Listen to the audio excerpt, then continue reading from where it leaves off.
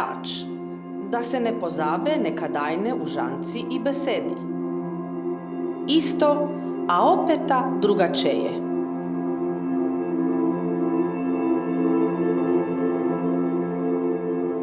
Danaska vo vreme vaškrapnoj se baš jako niš ne sadi.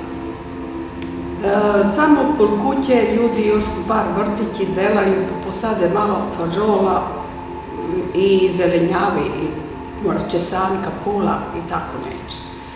Inače, jako malo je njiv, a njive još, ali 2-3 familije imaju njivi, tamo sadimo krompir, fažol, merlin, kapulu, česan, bar i ja tako. I takovi drugi ki imaju, malo ih je. Stari su umrli, mladi ne delaju poleha i to je tako.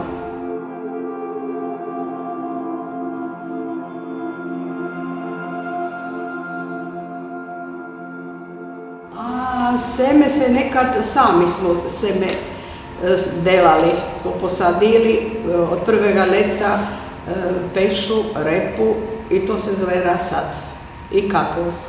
Ja spravim svako leto za 2 leta unapred, až ako ovo leto ne bude niš, da ima za drugo leto. Tako da svo to seme ja spravim od 100, če ja znam, preko 100 let imamo seme. Moja nona još, moja mama, pa sad ja. Zasadit krompir je najbolje ova 3. mesece na mlado leto, ako je vreme kako rabi, ako su dažji, niš. Onda se sadi va 4. fažol va 5. i to povrće, to drugo seme va 5. ili va kraj 4. va 5. poseje. Ali po nas je jedan drugačiji način dela, až je v Atakalah su prezidi. A kako su nastale Atakala, to znate u dekretu Marije Terezije.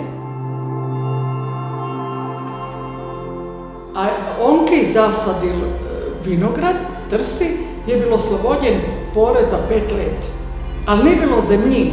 Onda su oni hodili v planinu, mi rečemo planina, tu po 1100 metri, po zemlju i nosile v kofah i v brentah i zasili su se, posadili su se trsi.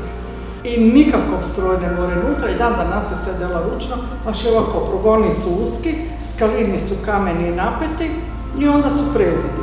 I jedino preko te skalini se more nutra i samo sve ručno se dela, po družu se mora let na bok. Tako da taj del na Prapornjaku, čo se tiče vinogradarstva, je ostao ko nekad. Trsi je delo, ovako bi rekli naši stari, da se svaki dan treba poći s dolom, bi rekli s dolom Atakala i prezidan, ja moram reći onako kako ritmo kaživa, znači sprignjivace i delati.